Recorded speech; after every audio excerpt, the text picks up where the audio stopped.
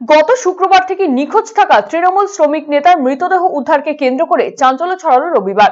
মৃত শ্রমিক নেতার নাম সুনীল লোহার, বয়স 42 বছর। তিনি মালবাজার ব্লকের নিদাম চা বাগানের বাসিন্দা ছিলেন। রবিবার ভোরে নিদাম চা বাগানের ভেতরে একটি নালা থেকে দেহ উদ্ধার করা হয়। প্রাথমিকভাবে পুলিশ মনে করছে সুনীল লোহারকে ফাঁস লাগিয়ে দিয়ে খুন করা হয়েছে। এই ঘটনার সাথে জড়িত সন্দেহে নিদাম চা বাগানের বাসিন্দা আনন্দ মাহালি এবং মালবাজার পুরসভার 12 নম্বর ওয়ার্ডের বাসিন্দা রোহিত মাহালিকে গ্রেফতার করেছে পুলিশ। এদিকে এই ঘটনায় ওই বাগান এলাকায় বিজেপির এক পঞ্চায়েত সদস্যের নাম উঠে আসায় তাকে গ্রেফতারের দাবিতে রবিবার দুপুরে মালবাজার থানার সামনে জাতীয় সড়ক অবরোধ করে চা বাগানের তৃণমূল শ্রমিক সংগঠনের কর্মীরা। শুধু তাই নয়, ওই পঞ্চায়েত সদস্যের বাড়িতে ভাঙচুর চালানো হয় বলে অভিযোগ।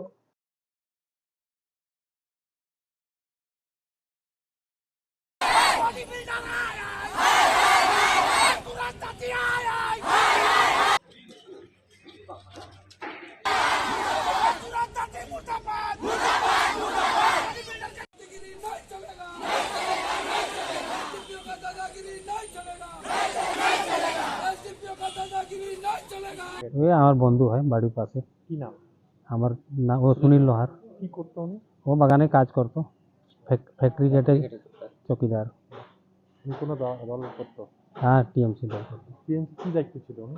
ও তো বাগানের সেক্রেটারি ছিল। কি ট্রেড ইউনিয়ন সেক্রেটারি বাগানের টি গার্ডেন।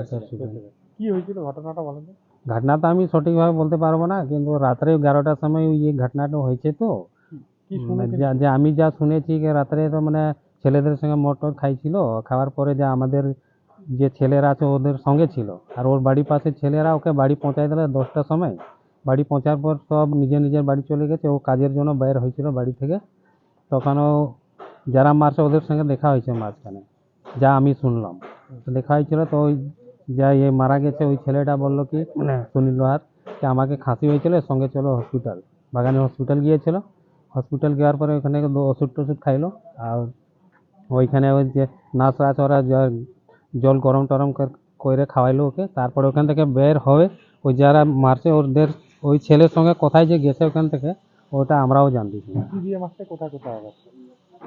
কী দিয়ে মারছে ওটাই আমি বলতে পারবো না সঠিকভাবে, কিন্তু মাথায় পুরো লাগছে আর এখানে লাগছে। তারপরে পাটায়।